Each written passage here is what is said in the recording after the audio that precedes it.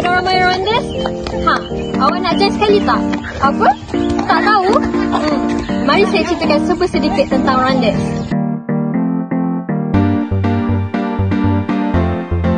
Rondes sebenarnya adalah permainan yang melibatkan saiz bola kecil dan ia merupakan permainan yang dimainkan secara berkumpulan. Kalau anda tengok macam dalam rakaman first tadi. Okey, baiklah, permainan rondes melibatkan pemainnya sebanyak 12 orang hingga 9 orang. Tambahan lagi, kalau anda semua nak tahu, permainan rondes ini berasal daripada negara Eropah. Dan ini telah pun dimainkan sejak tahun 1744 tahun. Jadi macam mana kanak-kanak di negara Malaysia dah tahu permainan rondes ni? Seiring dengan peluasan jajahan negara British, iaitu negara Eropah, mereka telah pun memperkenalkan permainan ini di negara-negara yang telah mereka jajah. Jadi tak heranlah kalau kanak-kanak di negara Malaysia mengetahui permainan rondes. Rondes memulakan 9 atau 12 orang pemain. Bagi menentukan pasukan penjaga atau penyerang, undian akan dilakukan sebelum permainan. Pemukul mempunyai nombor giliran yang tersendiri untuk membuat pukulan, dan jika pemain memotong giliran, penalti akan dikenakan. Setiap pemukul mempunyai 3 kali peluang untuk membuat pukulan sebelum beralih ke base seterusnya. Ketika pihak penyerang berlari ke base seterusnya, pihak penjaga boleh mematikan pihak lawan dengan memijak base tersebut. Hai, saya Mazatul Akmal. Okey, sebelum kita memulakan permainan rondes, kita mestilah kena tahu kan peralatan apa yang kita nak gunakan semasa bermain permainan rondes. Okey, peralatan yang pertama ialah pemukul. Pemukul yang kita gunakan untuk bermain permainan rondes adalah berbentuk tongkat bulat yang memanjang yang hujungnya adalah lebih kecil. Yang kedua ialah bola.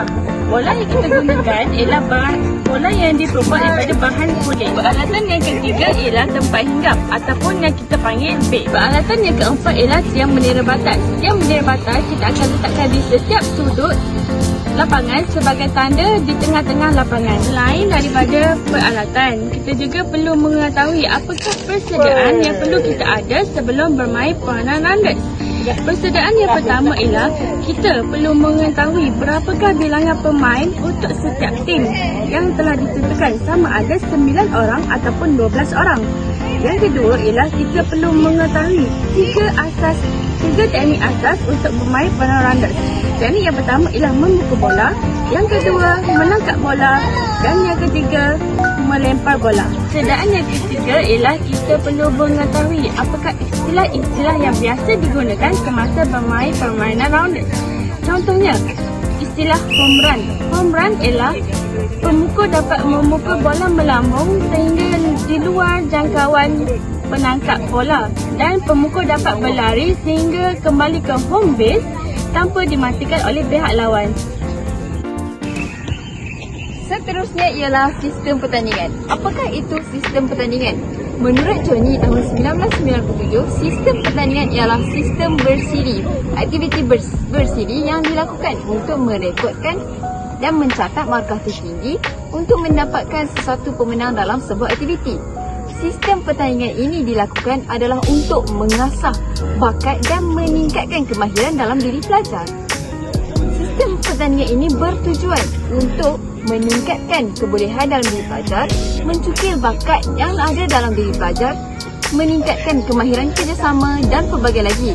Seperti yang kita tahu, dengan penglibatan pelajar dalam pelbagai pertandingan dapat meningkatkan kebolehan mereka dalam pelbagai aspek seperti kemahiran jasmani, rohani, mental serta fizikal. Berapakah kategori sistem pertandingan ini? Di dalam negara kita, terdapat pelbagai kategori dalam sistem pertandingan. Antaranya ialah seperti perlawanan kalah mati, perlawanan lidah, piramid dan sebagainya. Apakah kegunaan sistem kalah mati? Sistem kalah mati digunakan adalah untuk sesebuah aktiviti ataupun pertandingan yang berlangsung dengan jumlah peserta yang banyak tapi kesuntukan masa. Sistem liga adalah sistem yang berbentuk seperti hierarki yang membahagikan peserta atau pasukan kepada beberapa division. Kedudukan akan dikira mengikut mata yang diperoleh, iaitu 3 apabila sekiranya peserta atau pasukan menang, 1 sekiranya seri dan 0 sekiranya perlawanan kalah. Sistem cabar-mencabar adalah sistem yang digunakan bagi acara pertandingan yang tidak rasmi. Sistem cabar-mencabar terbagi kepada 3, iaitu sistem tangga, sistem piramid dan juga sistem serombong. Sistem tangga adalah sistem yang digunakan apabila penyertaan yang melibatkan penyertaan yang sedikit. Terus manakala sistem piramid pula melibatkan penyertaan yang banyak.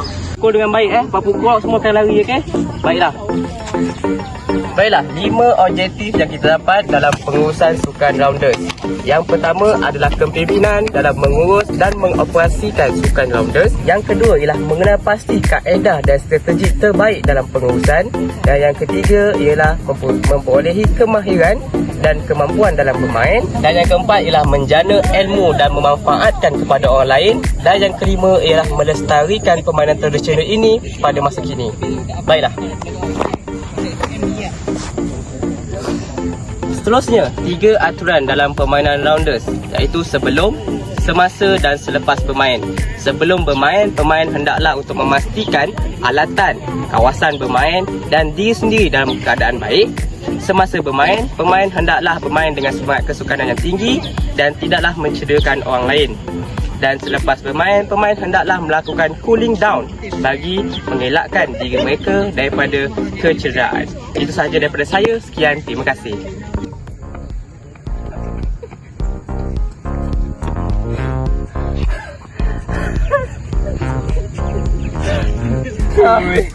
Okey, kita cerita pula beralih kepada langkah keselamatan. Okey, yang pertama langkah keselamatan itu dibuat dalam sesuatu sukan untuk bagi memastikan manusia ini bebas daripada sebarang cederaan. Okey, dalam sukan rounders ni, dalam memainkan sukan rounders, baju sangat penting. Mesti kau pakai baju sukan. Seluar track shoot. Kasut tak boleh pakai kasut sukan tapi kena pakai boot bola sepak. Okey, yang kedua adalah pemain hendaklah mengelakkan diri daripada menggunakan kata-kata kesat. Yang kedua, bebas daripada penyalahgunaan dadah. Dan yang ketiga, bebas daripada alkohol. Ini dapat memastikan sukan rounders ini dapat dilakukan dalam keadaan yang sangat bersih daripada doping dan sebagainya. Kita beralih pula kepada pengurusan aktiviti. Okey, pengurusan aktiviti terbahagi kepada 3 fasa, iaitu fasa yang pertama ialah sebelum, semasa dan selepas. Okey, yang pertama adalah sebelum.